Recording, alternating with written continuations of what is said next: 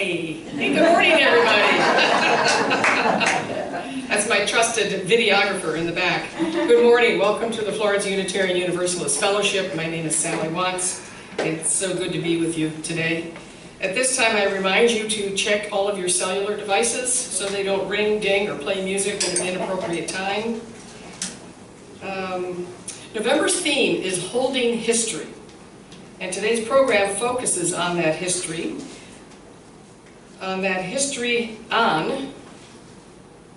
History has tended to ignore her story, even though women have played essential roles in every major event in the evolution of civilization.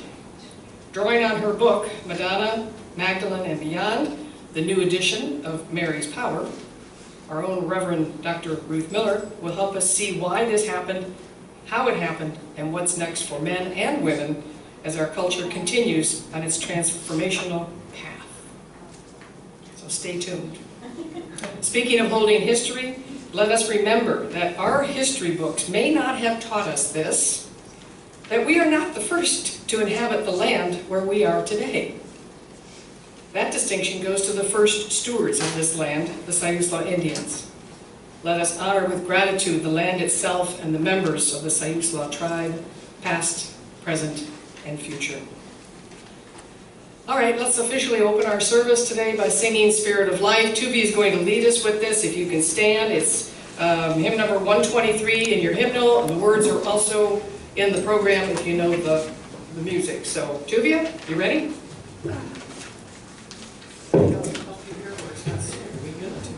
There we go, Spirit of Life.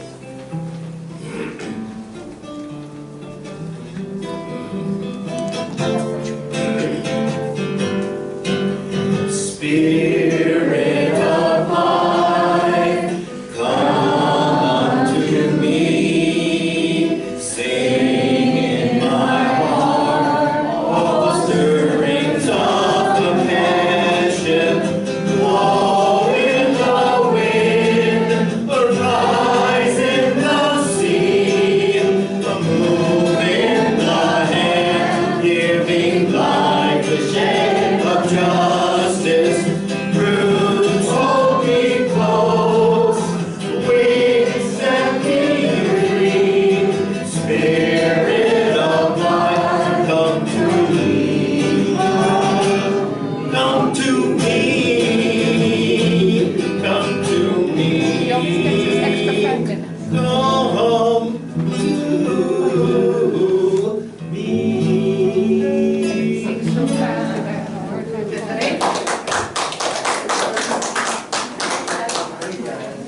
Thank you.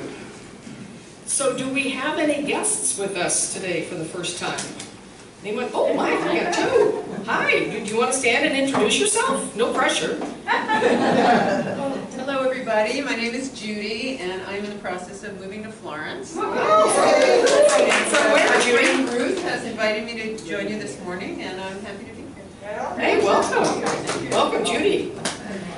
I'm Kathy Bridges, and Ruth has also invited me for the first time, and I'm a relatively new transplant to Florence. Welcome. Anybody else here for the first time? I don't think so.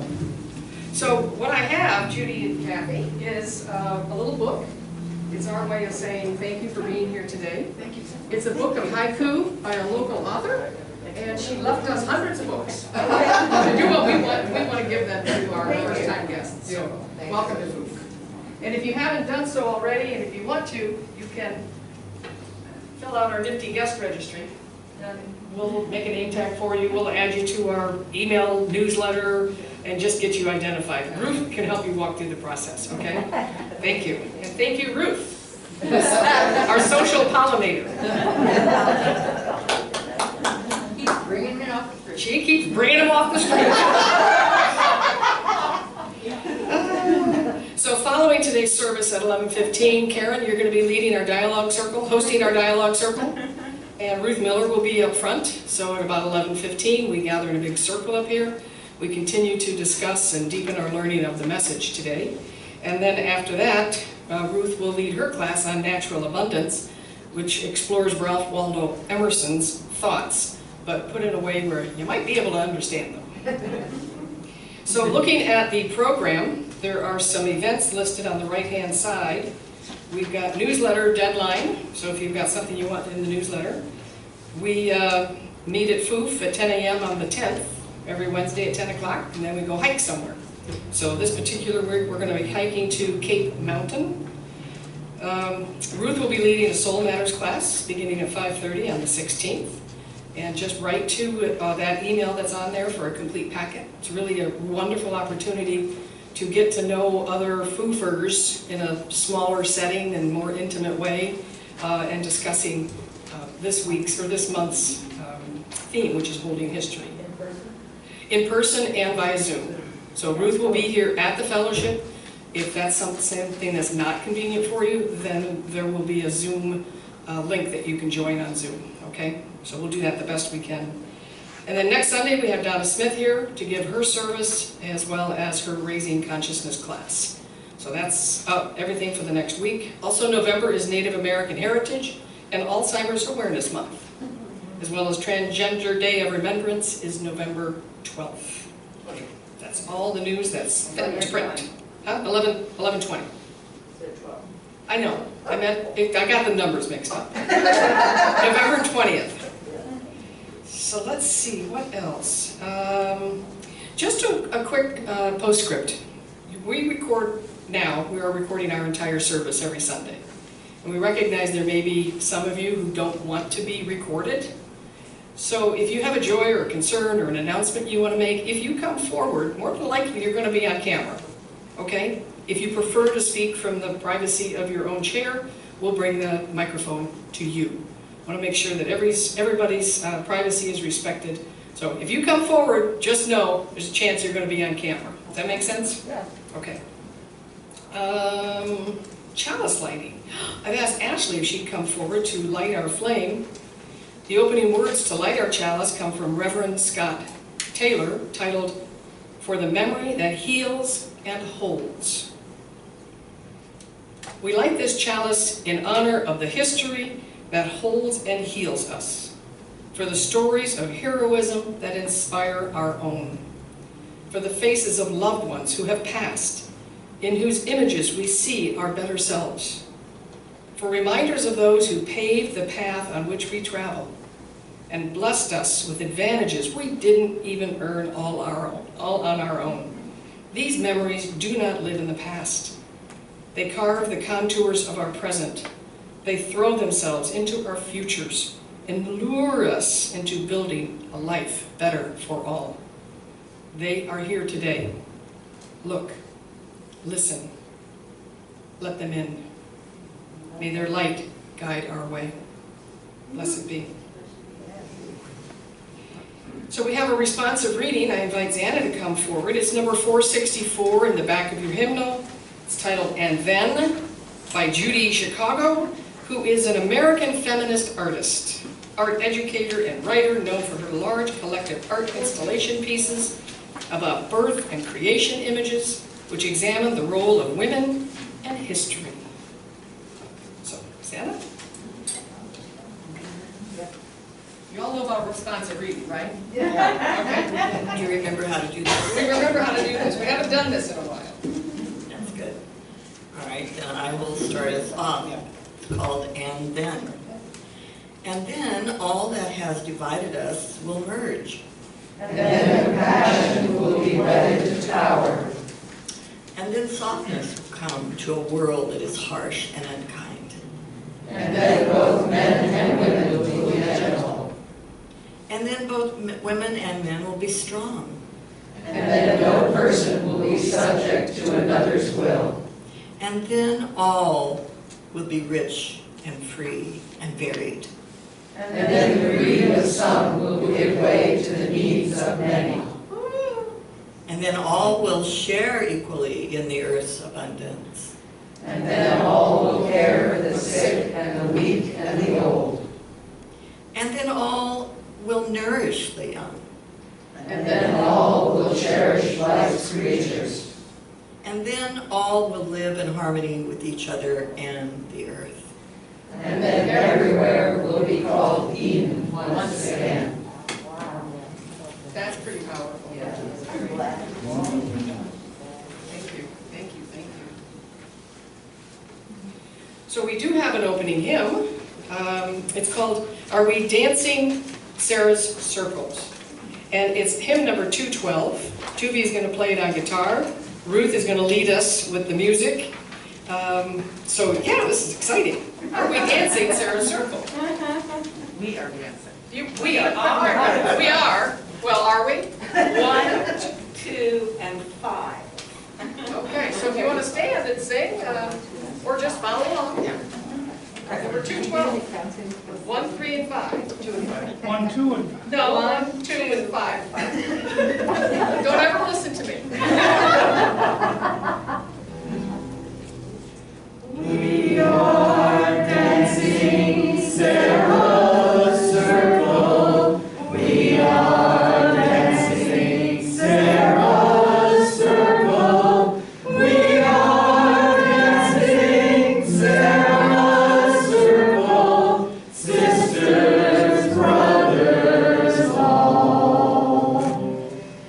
Here we seek and find our history. Here we seek and find our history. Here we seek and find our history. Sisters, brothers, all.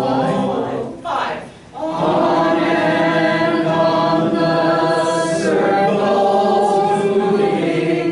On and on the circles moving. On and on the circles moving. Sisters, brothers, all. Tuvi, I had to learn that since Wednesday. I'm Now, why did you change the one word from history to story? Julia pointed that out to me, and I should have said something out loud, but the UU version that he was learning from, that's what they did. They found our story, not our history. His story, her story, it's our story. Okay, thank you. Shit, I learned something today. Are you going to do joys and concerns? This is a great time. For those who don't know, we come forward, we share a joy or a concern. Remember, you could be on camera. And I've got 2 I want to share, maybe 3. Maybe 3. But you can start. Okay. This is the time in our service for joys and concerns. In this community, we believe it is important to acknowledge each other and take care of each other.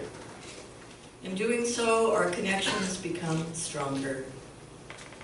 The interconnectedness of us all is part of the UU 7th principle.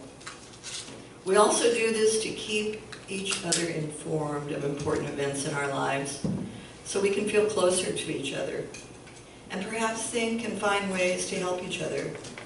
Some people might not have family around, so we are all their family. So if you have a joy or concern, feel free to come over this way and you'll be handed the mic. If you'd rather stay where you are. Or you can stay where you are. Please don't be shy. And Sally has a couple of... I'm going to start. We'll have Jean come forward. You'll be next. So I have 3. The first one is a joy. Darlene Norwood, you write the most incredible letters to the editor. Yeah. I am so joyful and thankful for your solid voice of reason. Your letter yesterday was really, really very, very, very good. So if you all don't read the Sinisla News, you need to, just to make sure you catch her letters to the editor. The other joy, I'm going to put a shell in for Darlene. Number 2 is to Cindy Wabi. She has what's known as the Soup Brigade. And I signed up to help last week because someone wasn't around and I delivered soup. It was fabulous. Well, I didn't realize she wanted me to help every Saturday thereafter. So my joy is that this Soup Brigade is providing at least a hot meal of soup and crackers to people who want them. No questions, no judgment. So if you know somebody who just would like some hot soup once or twice or 3 times a week, contact Cindy Wabi. and I'm going to be delivering. We do it anonymously. We just ring the doorbell, leave the soup, and go. So, and number 3, I forgot what the third one was. What was my third one? Oh, first step. So who went and got gumbo yesterday at the wasn't that great? So this is supporting the First Step program, trying to find good housing for those that are unhoused. First Step.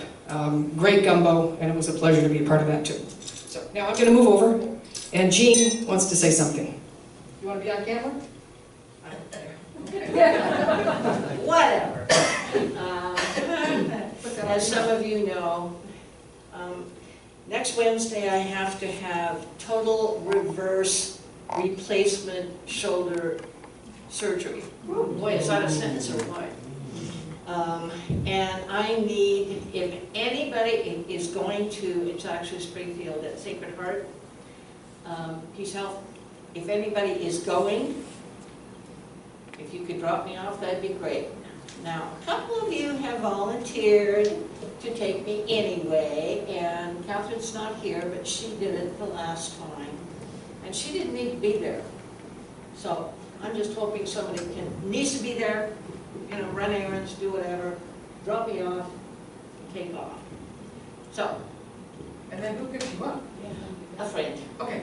So what time? Like, I don't what know time? that yet. That's the problem. Wednesday. They let me know the day before. Okay. So if you know you might be able to help out on Wednesday at any time? I think it's late morning. So I don't know what that means. This coming Wednesday? Yeah. Just see Jean afterwards. If you're Yeah. willing to help out, just give her your number and you can coordinate. Okay? Jean, put a shell in there and we'll be thinking about you. Thank you. I'm going to put 2 in here, so Okay. we think really Which shoulder? Jean, which shoulder? Left. Okay. I already had the right one done. Okay. Now I'm going to be matching. Okay, good. All right. I know that it's difficult still, I think, at the hospital when you're having surgery because you can't have people right in there, especially when you're recovering. So that makes it a little more difficult, maybe stressful for people. So we need to really take care of each other, don't we? I know you'll get the help that you need. All right, I will just express my joy this morning to see all your happy faces. It's just so wonderful to be open again and to greet people. And last week when everybody got in, we were all so excited. I said, you know, somebody said, oh, forget church, let's just have a big party. Well, we did that the other night with Judy and Ray's anniversary party, and that was a lot of fun too, the Laughing Crab. Very nice place.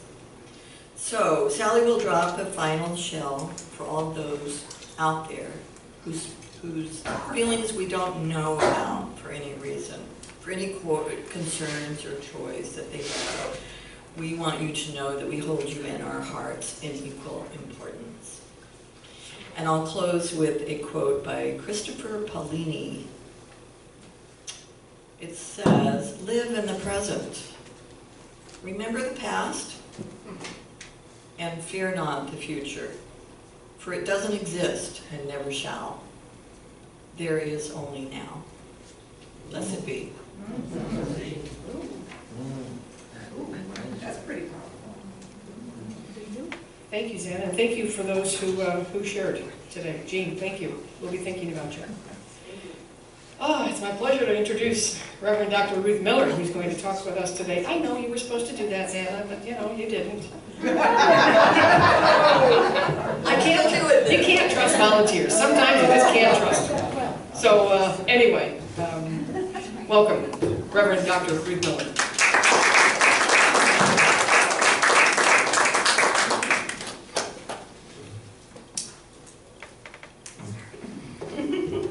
I think it's Sally's sense of humor we miss most when we The warped sense of humor. Oh my goodness, how nice to see you all. Yeah, I get to see you sometimes on Zoom, but this is a whole different kind of a thing, yes? Yes. Much better. Much better in person. Yes, indeed. Oh my goodness. So it sounds as if the reading and the hymn were meaningful, and I'm glad, because the dominance of one gender over another is so insidious in our culture that to even say it out loud, that there is another point of view, is, you know, kind of a, oh yeah, that's right. So I mentioned that the book we're working from today is this, which some of you have a copy of Mary's Power. This is the new edition. It's called Madonna, Magdalene, and Beyond. And the new edition includes, of course, new stuff. But I was asked to do this talk. Yeah, that might be better. I was asked to do this talk because we have, we need to understand that the history we have been taught isn't necessarily accurate. And, you know, this is a big political issue right now in our school systems, just within the US history. But the history that I'm talking about is prehistory. And through the early part of written history. History is what is written, okay? So what existed before what was written? And how did what existed before what is written shape what actually got written? And how is it shaping our lives today? That's the question that I'm exploring. Could you rephrase that again one more time? It was recorded. The other book I'm going to refer to briefly is a book that I co-wrote with Milt Markowitz, who is a living systems specialist and wonderful man. I think, did we get him here yet? No, we didn't get him here yet, so you might enjoy it. He's Jewish by tradition and discovered that the ancient version of the Hebrew language had a power built into it that doesn't appear to be coming through in modern interpretations, and certainly isn't in the English translation that most of us are familiar with. And so the book outlines the way to get to that place of being so integrated into what is that one's thoughts and words actually show immediate results in the world. So it's a remarkable book, and I'm really glad to have been part of it. He should have written it on his own, but he wouldn't, so there you go. So these are my reference points today. And where we're going to start is back in the 60s.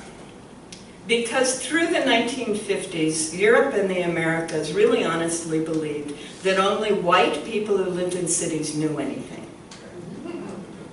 And only white men who had gone to college could tell anyone anything. Or if they didn't go to college, they owned a business, right? So that was just normal. It was so ingrained in the thinking that when Martin Luther King came out and said, hey, we think, we actually have studied history and philosophy, and we're drawing on that. There were many, many people in the world who were just totally blown away. They had no idea because of what they had been trained to think in our culture. And then when women started showing up as having the same skills as some men, that was really scary for the culture, both women and men, because a lot of women had been quietly hiding behind their roles and didn't want to have to come out, and a lot of men had been depending on women being in those roles and were afraid, okay? So now we're in the middle 60s, the beginning of the early 70s. Consciousness raising groups. I'm guessing a few of the people here were involved in some of those 1970s women's consciousness raising groups. I use the term differently today, but they were talking about shifting our awareness out of the cultural training that we were stuck in those roles. Now, somewhere in there, I graduated from high school, and my counselor, who had a PhD in mathematics, was this marvelous woman who looked at me and said, no, we're not giving you the girls' career test. And she gave me the boys' career test, because that had a wider range of options. On the girls, I could have been a nurse, a teacher, a wife and mother, or a secretary. On the boys, I could do other things. And what was really interesting, and at the time I didn't understand, the two highest scores were college professor and minister. At the time, I had never heard that a woman had ever been a minister. So it was kind of a, And what was very interesting, I took that test in like April, and in June I delivered my first sermon. Wow. I was 16. Wow. So yeah, I guess there was some accuracy in that test. But that period where women were beginning to say, oh wow, I have skills beyond those, there was a shift into women trying to be like men. Women in business particularly was that movement. And then there was another group that said, there's differences. There are differences here, and we need to honor the differences. They're not differences in equality or ability, they're differences in approaches and thinking. And that's been a huge part of what we've been looking at for the last, would you believe, 50 years? Yeah. So, somewhere in there,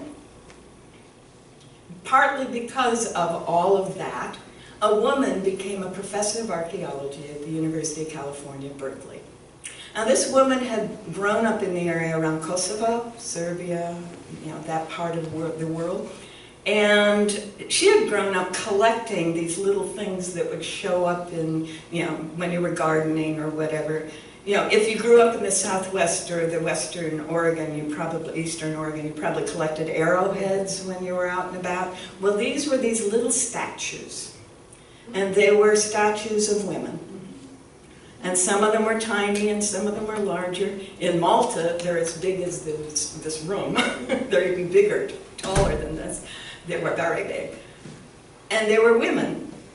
And when the archaeologists, most of whom were men in their 30s, found these figurines, they thought of them as badly distorted fertility figures.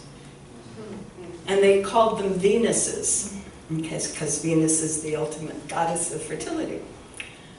And I have a few of them in a picture in my book. And as I was looking at these over the years, I started studying archaeology at 17. You'll get to look at them more closely later if you'd like. I realized about 10 years ago, oh my goodness, I know women who look exactly like that. They're all middle-aged, postmenopausal women. The Venus figures are not about fertility. They're about honoring the wise woman of the village. They're about longing and keeping grandmother with me. They have nothing to do with what those young men thought. Now, Maria Gumbutas, also being an archaeologist, had some thoughts about what was in the published papers compared to what her experience had been. And what was in the published papers were that some of the things down here were very high quality and some of these things up here were low quality. Well, the strata must have been reversed. So the Bronze Age was all the high quality stuff, and before the Bronze Age it was all low quality. They were literally undoing their findings to justify a perspective. They were justifying history in order not to have her story. All the male archaeologists, white, college educated, had just not even considered the possibility that during the time when there weren't men in charge, life had been pretty good. So Maria Gumbutas became kind of a revolutionary, and she wrote a number of books. They're wonderful books. I have 3 of them. If you really want to come over and look at them, you're welcome to. And she was able to help us to see that before the Bronze Age, before there were men in charge wielding swords, there was an amazing culture on this planet. Throughout what we call the Fertile Crescent and beyond, there were river gardening villages. There were people living in villages with gardens along rivers and lakes, where the women generally managed the home and the local food supply, and the men went out into hunting and brought things back, went out fishing and brought things back, went out trading and brought things back. So the women were the hearth, if you will, Hesta, for those of you who know that, And the men were these occasional presences. And what the men did, the men decided. And what the women did, the women decided.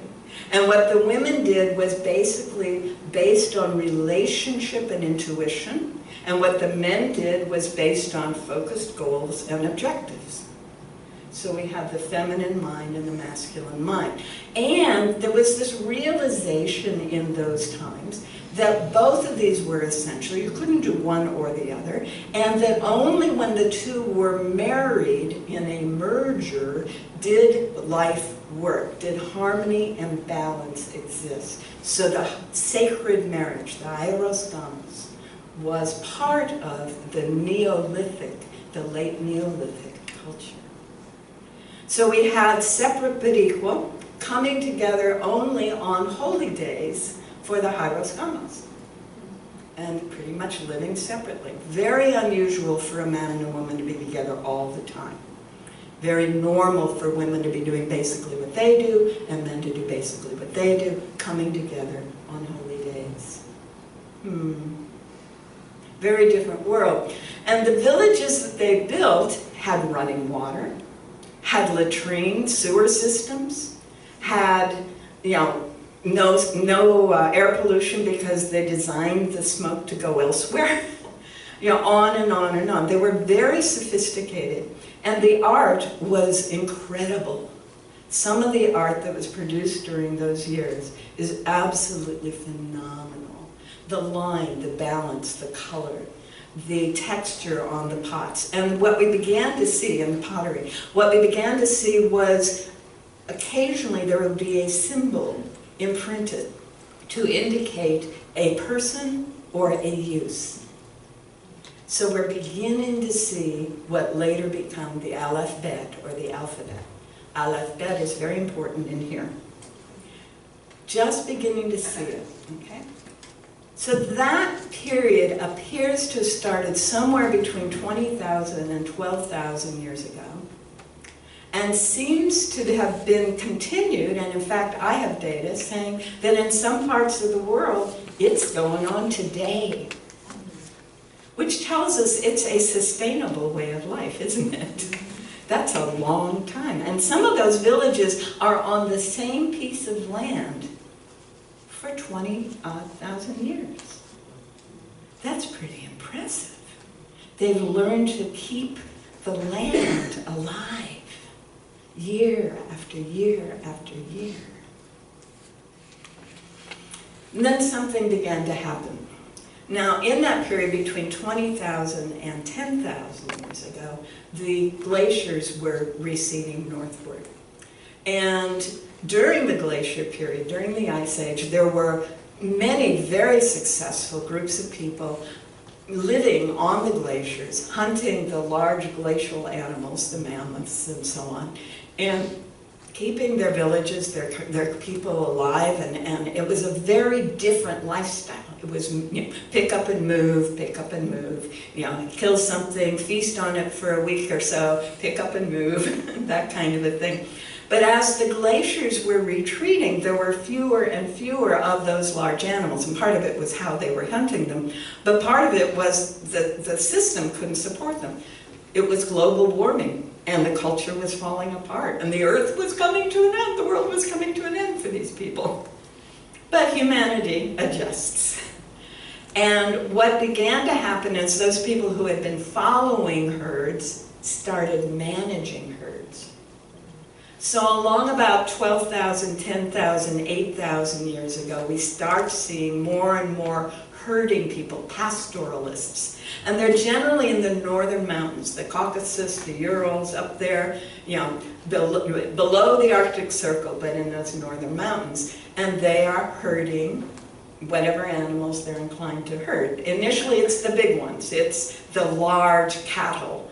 And horses were not so big then, but they were larger than baby goats. So they were doing that. But then as they continued to live their lifestyle, they used up the grazing lands. So smaller and smaller animals, or let's go see if there's better grass somewhere else. So what we began to see somewhere between 6,000 and 8,000 years ago were groups of these herders, mostly the boys, the second sons. Okay, the first son stayed home and kept the thing going, whatever dad had. But second sons, third sons would go, I don't have any place. I can't live the life I've been trained to think of as normal here.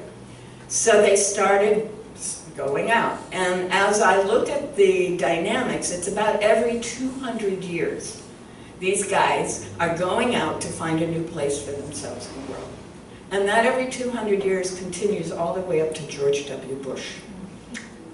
Because their philosophy was, I am the son of the light. I stand for everything that's good, and nobody out there understands me, and nobody out there is doing it right, and I'm going to make them do it my way. I'm going to take what I want and make them do what I want.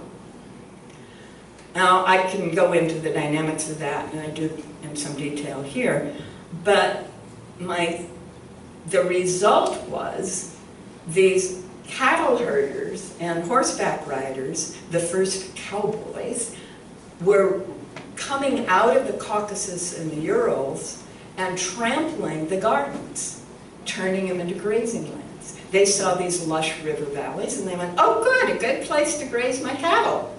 Didn't even register that what was there was food. Because for them, the only thing that's food is their herds, the milk and the meat. They didn't even register that when they saw a woman and said, you're mine, they were taking her out of a different way of living. But there was another piece.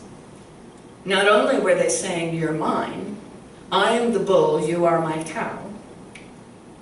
I will keep you in my hidden sanctuary so that you will always be mine, and I will always know who the father of your children will be. That started about 6,000 years ago.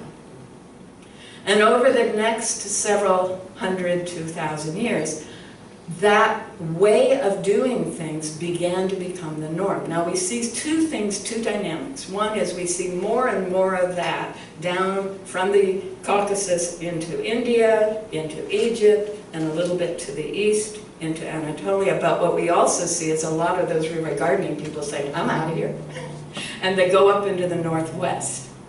And as you go from, let's say, the Caucasus and Turkey, Anatolia, here, you see that spreading. The I'm in charge culture this way, and the I'm out of here culture this way. Right? And until they got to Ireland, and then they quit. They couldn't go any further.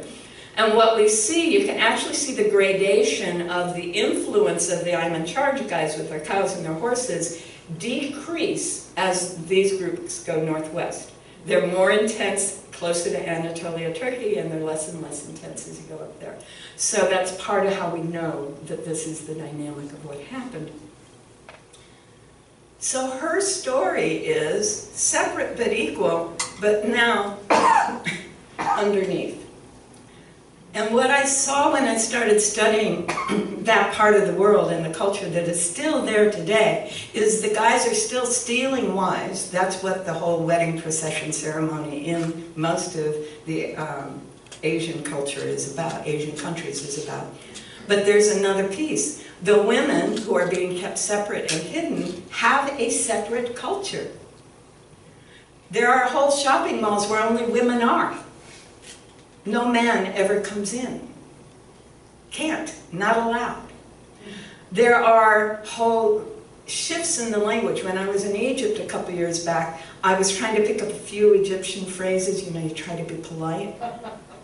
I had to learn a different language from the one in the books because women speak different words than men do. Isn't that interesting? So there really is the women's culture and the men's culture, but the men's culture dominates the women's culture in that world, still today. And that continued in various ways. We see it in our religious structures, we see it in our political assumptions, etc., all the way into the period of the Americas. But the other piece that was going on is the idea that I had to be in charge, the guy had to be in charge, the guy had to control, and the guy had to have as big a herd as possible. And if you look in the Old Testament, you see this over and over again. Jacob especially had to build his herd up to be able to leave his father-in-law's community. He had to build up a big enough herd to be able to support himself and his family. That was part of it, a big herd and several wives. You know, because I'm the bull and they're my cows. Because that's how they thought. But there's a sense of, I got to accumulate. I have to acquire, and I have to accumulate. And once I've accumulated and acquired, I have to control. Because I have to make sure they're safe. I have to protect them. I have to have rules in place and strong men in place to keep what I have accumulated safe. So we start getting walls around cities. We start getting things that look like castles and fortresses. So that kind of structure emerges out of the same dynamic that we've called the beginning of the Bronze Age. Walled cities. Well, an interesting thing happens when you put a bunch of mammals in the same place and make it so they're kind of squished together.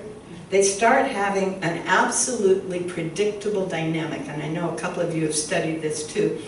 Calhoun's rats. In the 1950s, he started going, I don't understand what's going on in the inner cities. And if anyone has read Romeo and Juliet, or has read Socrates and Sophocles talking about the teenagers in Athens, you know what goes on in the inner cities. Or if you saw Blackboard Jungle in the 50s, which is actually what tipped Calhoun. So he can't very well create an experiment with people, so he creates it with rats and mice. And so he puts them in a barn, in a closed space, with lots and lots of food and lots of space. Just a couple of, like 3 little families, right? 3 little couples of mice. And, you know, over time, generations, you know, there's plenty of food, so we'll have plenty of babies, and we'll have lots of fun, and we'll, you know. And pretty soon, the situation gets pretty crowded. And as the situation gets more and more crowded, interesting thing happens. Roving bands of adolescents, then roving bands of adolescents who are doing harm and violence, increased infanticide and miscarriages, increase in older people, older members being kicked out as opposed to have been being cared for. Everything that we have defined as not okay in our urban culture emerges among rats and mice in a similar crowded situation when resources are beginning to be scarce. The Epic of Gilgamesh, a Sumerian, our very first story ever written, is about that. Isn't that interesting? So, we went into this period from separate but equal and balanced and harmonious, and yeah, there were issues, it was not heaven, but it was close, to, yeah, I'm on top, he's controlling, he's making it happen, and she's doing the best she can, hiding, keeping her life as lively as possible, okay? To what was happening in the 60s and 70s. The 1960s and 70s, the 2000th years, right? The empires began along about 3000 BC. The empire is still in place. We call them democratic republics, but corporate greed and other things have had us acting like empires.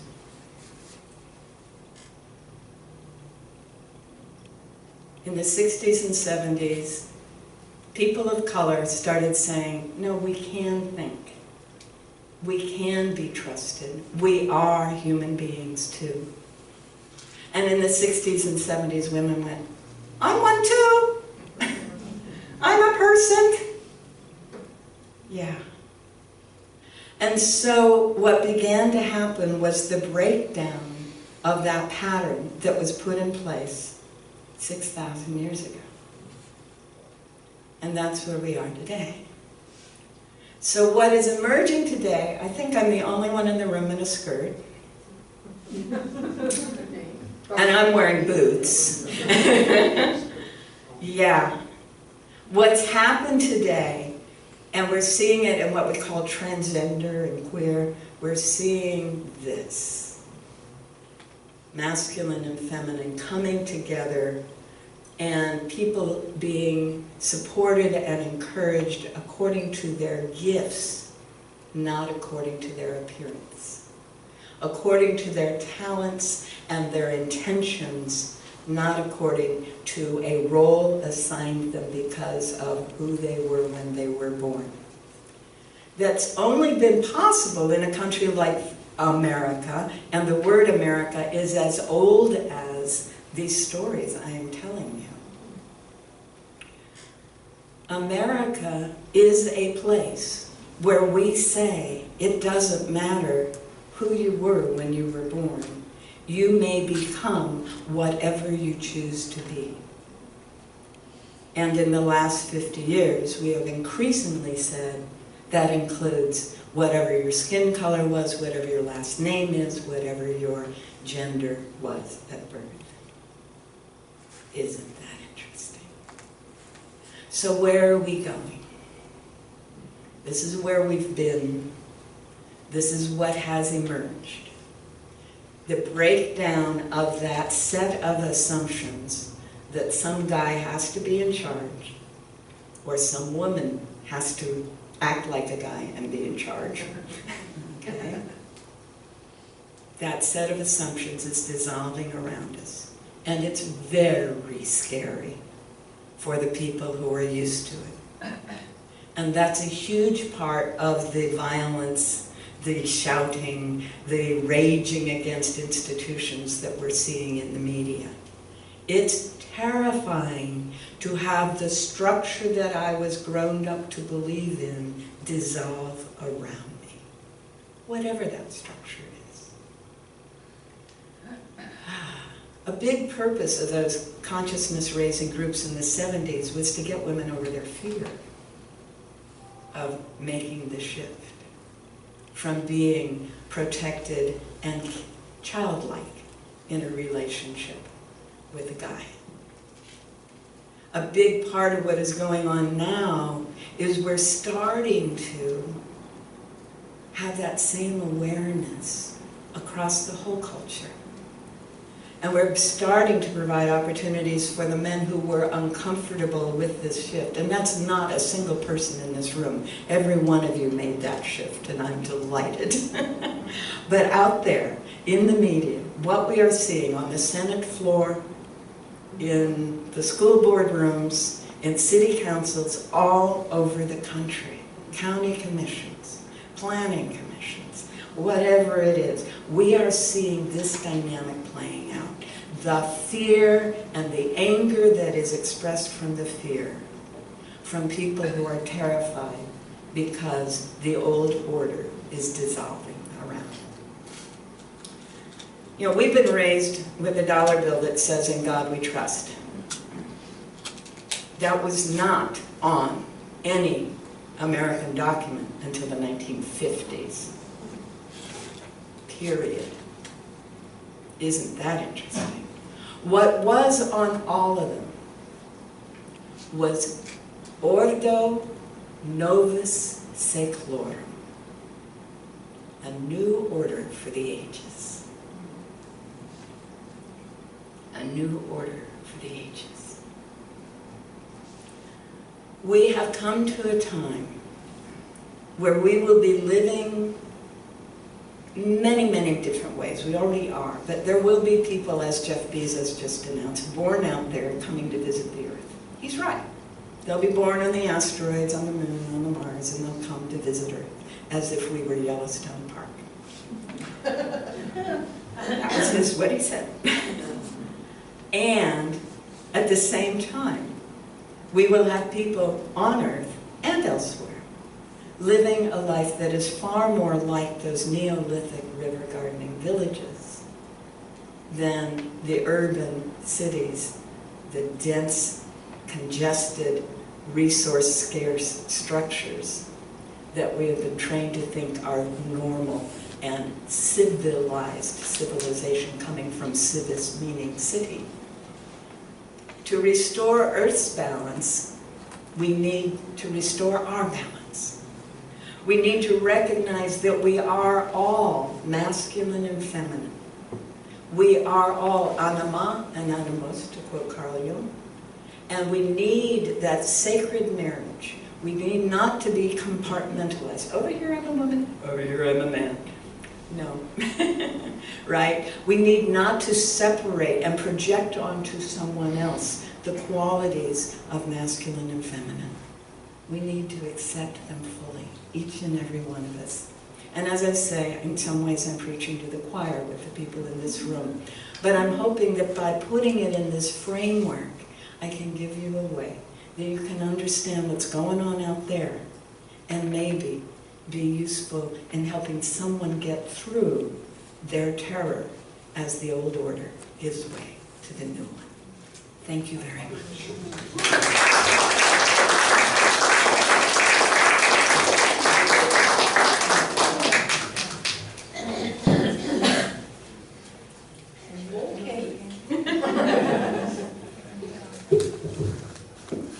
It's a good thing we're recording this so we can watch it again and again and again, right?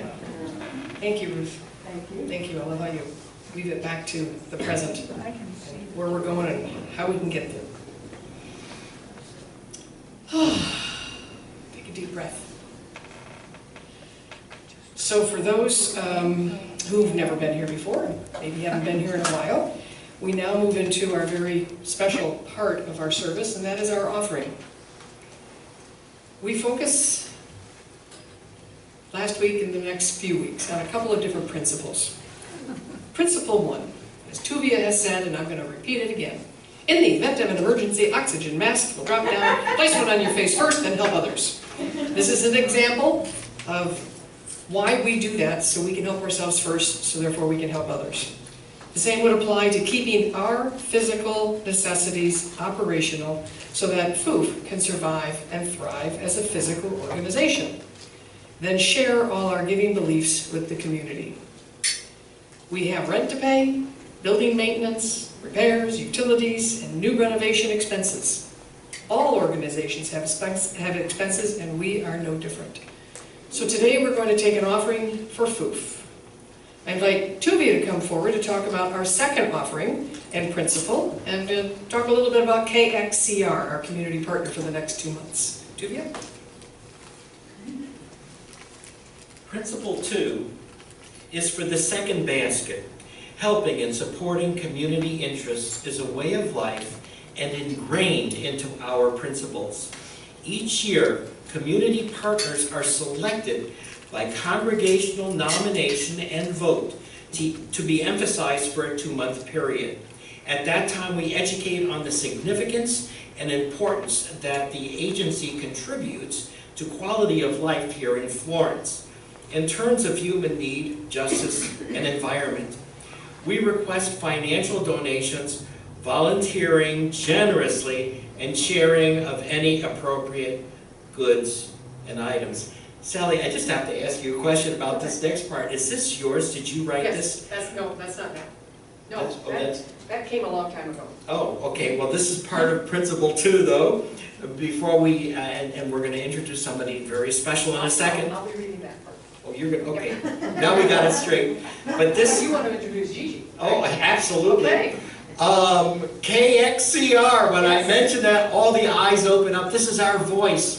And there is a leader of KXCR who's the president of the board who has done magical things for KXCR, and I'd like to introduce to you the leader, the president of the board, our wonderful Gigi Lissan. Yeah, come on.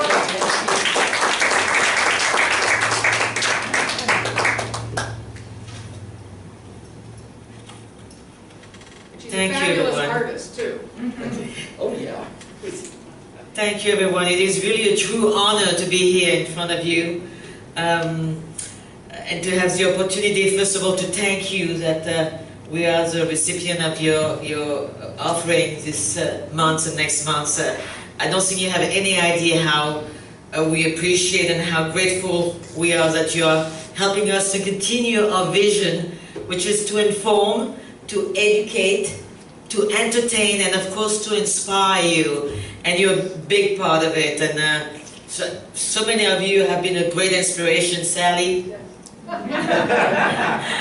Ruth, everyone, I really, really appreciate everything you do for our community. I'd like to remind you that KXCR has been on the air for 7 years now. But what you need to know is also that it took almost 10 years previously to build KXCR. It took us 3 years to obtain the FCC license. And this is thanks to a group of people who had a vision. You know, I'm talking about Rand Dawson, Catherine Dawson, builders, Mary Lehman, Joanne Anderson, Stuart Anderson, Don Landstrom, and a few others. They had a vision, but it is really you that made this vision into a reality, because there's no way we could have done this without your help.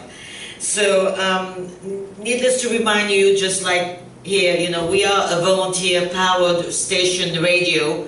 We need the help of everyone.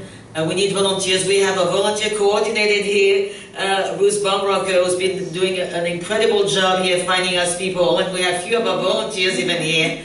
So there's no other way for us to do it, and we have worked for the last 6 months, or a year, even harder to bring you some new shows. I'm sure you're aware that we've had so many new local shows, including, you know, Ned Hickson, who now is one of our hosts at KXCR, Dina Pavlis, who has a wonderful show, Francis Klippel, who has a meditation show. We have some incredible show to offer you, so please listen to us. I'm going to leave some card also to promote the radio stations that we need.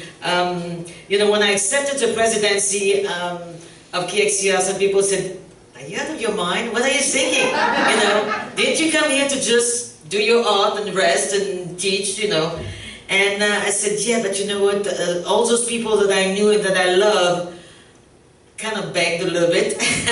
And I said, yes, you know, I will take it over and I will help, because it was a time where things were not doing that great. So we didn't really have any sponsor and underwriters. So the first thing I did is that to go to one of the underwriter now, and it was, I can say because they are now supporting us, Oregon Pacific Bank.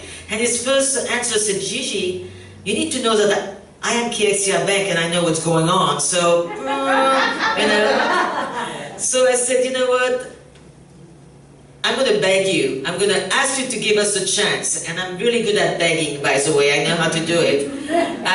Just no choice. I said, just give me a year and see what's going to happen. You know, we already had some great shows, great syndicated show, and he gave me a year, and then he doubled his thing. And so now we have Oregon Pacific Bank, we have Three River Casino, we have Peace House, we have few underwriter, but unfortunately it is not enough. Like you, we have a building to pay, we have our licenses actually, you know, Pacific, all the licenses for radio station are just incredibly expensive. We have, you know, electricity, so we really need your help. We just finished rebuilding all of our studios in the sense that we have spent over $20,000 that were grants, so it was great. They had to be spent for the equipment. We have 2 new great studios, and by the way, one of those studios are for you. If you have an idea of a show that you want to do, or you want to come and express yourself, and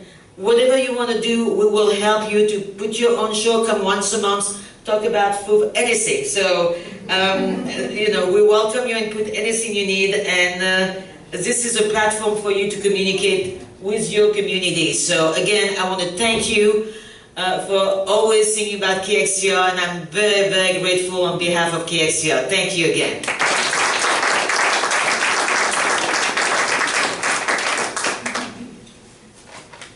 Okay, she's got some enthusiasm, huh? Thank you, Gigi, and it's a pleasure to be a small part of your success, and it's a great reminder that what the vision had for 10 years finally came to fruition. Now we have to make sure we keep it going. And just like FOOF, we had visions of what we are today years ago. And we're a small group today. We used to be 70 people. We're half that right now. That's okay. It will come back. We will thrive. And we really appreciate your being with us on this. So as Grace Lee Boggs has said, building community is to the collective as spiritual practice is to the individual. You can help build our collective communities with your spiritual practice of giving. And I wonder if, Deborah, would you help on this side? And Xana, would you help on this side? We've got a basket we're going to pass around. And there's 2 offerings. On one side is an offering for KXCR. On the other is an offering to our particular fellowship. And in the middle are envelopes with pens if you want to put in your instructions for your cash donation. So as we go forward, I invite you to repeat after me. Divine love through me. Divine love through me. Blesses and multiplies all that I am. Blesses and multiplies all that I am. All that I give. All that I give. And all that I receive. And all that I receive. I am prosperous now. I am prosperous now. Blessed be. Blessed be. So you will notice, we've got it highlighted. KXCR here and Florence Fellowship here. Okay? So very nice. We'll start right here and we'll pass it around. What's that? The new basket, yeah. Kind of cool.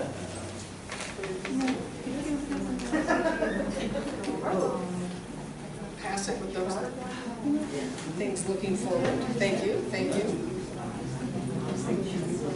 Thank you. What do you have to say? We'll play a little music while we're passing. You don't have to. No pressure. No pressure. I'm going to stand out of the way of the camera.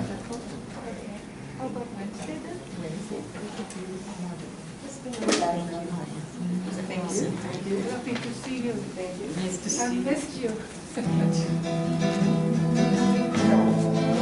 Oh, that's lovely.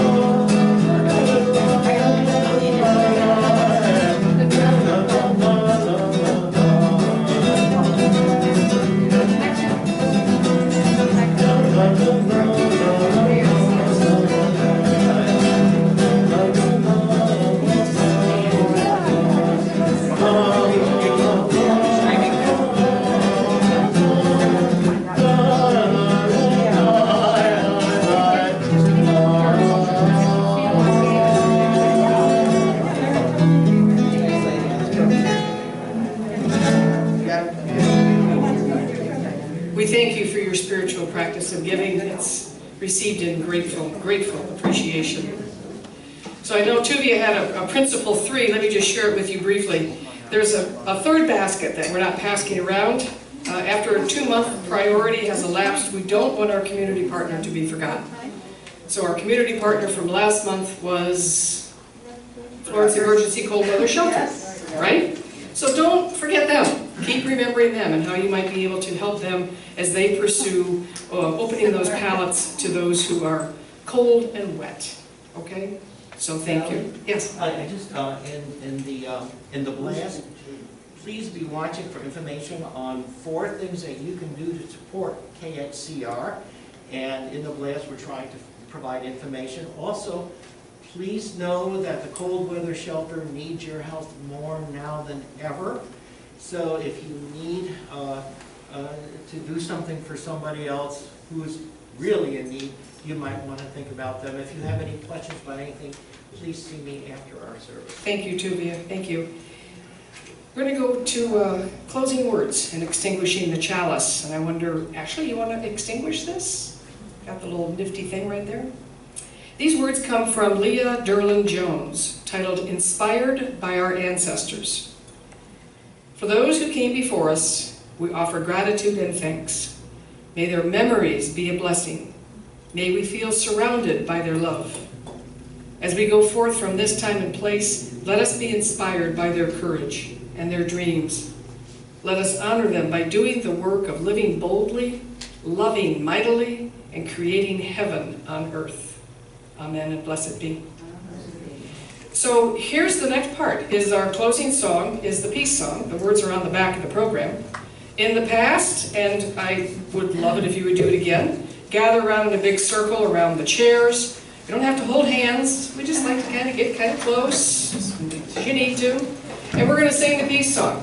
If you prefer to stay where you are, that is just fine. We will encircle you with love. Tubi's going to lead us in the peace song from where he is. And when we adjourn, we'll do a dialogue circle up front and then go into this natural abundance class. So, are we ready? Again, just be in this big circle with everybody, okay? Thank you. Ready, Tuvia?